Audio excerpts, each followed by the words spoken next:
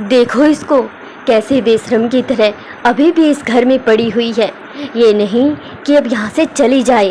भगवान बचाए ऐसी बहू से। कहने को तो यही शब्द कहे थे गुंजन काकी ने सुरभि को, और संयोग देखो वही शब्द आज उनकी बेटी के लिए उसकी सास कहकर उसे छोड़कर जा रही थी। ये आप सही नहीं कर रही है आंटी जी। इसमें बेचारी मानसी की क्या गलती है? आपने अपना बेटा खोया है तो उसने तो अपनी ज़िंदगी ही खो दी है। ये दर्द मुझसे बेहतर कौन समझ सकता है? मानसी को आप इस तरह मायके की दहलीज पर छोड़कर कैसे जा सकती हैं? सुरभि ने कहा, तुम कौन होती हो हमारे बीच में बोलने वाली? एक पड़ोसन को इतना दखलंदाजी करना अच्छा नहीं है। कहकर मानसी की सास चली गई। सुरभि मानसी को सांत्वना देते हुए उसे ज़मीन पर बिलखते देखकर गले लगाते हुए बोली, मानसी चलो कमरे में।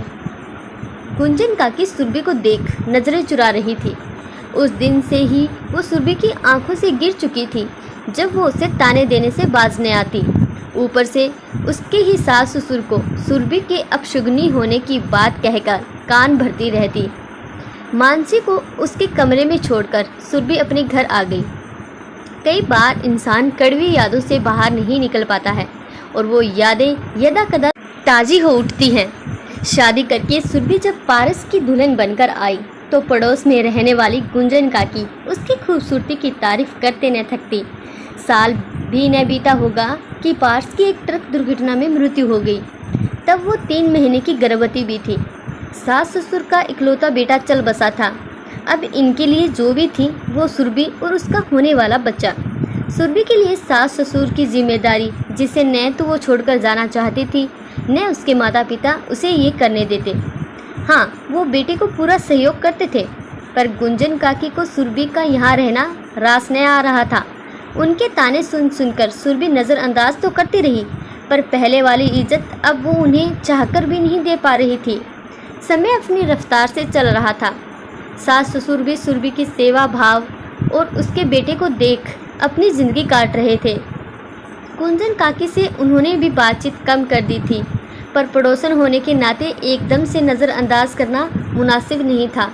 1 महीने पहले मानसी का पति शराब पीकर गाड़ी चला रहा था और सामने से आती बस से खुद को बचाने के चक्कर में दूसरी तरफ से आती कार से टकरा गया और उसका उसी समय देहांत हो गया। 11 और 9 साल के बच्चों के साथ मानसी ससुराल में रह रही थी। कोई नौकरी थी नहीं। घर खर्च चलाना मुश्किल होता देख मानसी की सास उसे अपने घर जाने के लिए कहने लगी, पर मानसी चाहती थी कि बच्चों के साथ ससुराल में ही रहे। इसीलिए मानसी की सास उसे ज़बरदस्ती मायके ले आई। और जब सुरभि के साथ और लोगों ने पूछा कि आप ऐसा क्यों कर रही हैं, ये आपके घर की बहू है और ये पोते पोती, इन्हें अपने साथ ही रखिए, तभी मानसी की सास ने वो वक्तवाए कहे जो सुरभि के लिए गुंजन काकी कहा करती थी।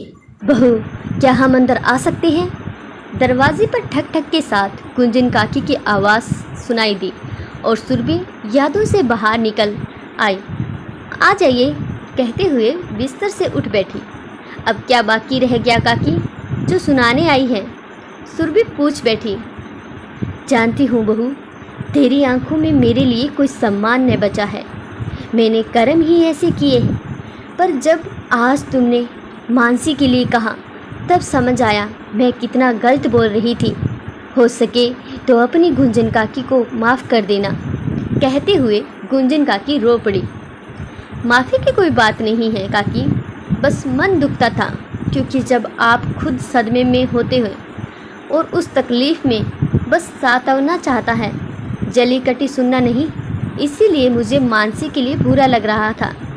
जो भी हो, अगर उसके ससुराल वाले उसे न समझे, पर आप बेटी को ज़रूर समझकर सहारा देना ताकि उसकी आंखों में आपका सम्मान बना रहे, सुरभि ने कहा। गुंजन काकी नज़र झुकाए वहाँ से चली गई। किसी अपने पर जब बीती तब उन्हें बात समझ में आई। आज गुंजन काकी समझ गई थी कि आपकी बातें या कृत्य ही आपको दूसरों की आंखों का सरताज बना सकता है या फिर आंखों से गिरा सकता है। हमें कुछ भी बोलने या करने से पहले समझना चाहिए। उसकी जगह हम होते तो जवाब अपने आप मिल जाएगा। आशा करती हूँ आपको ये कहानी ज़रूर अच्छी लगी हो। ऐसी ही पारिवारिक कहानियाँ रोज़ सुनने के लिए प्लीज़ इस चैनल को सब्सक्राइब ज़रूर कीजिएगा। कहानी अच्छी लगी तो लाइक करें। धन्यवाद।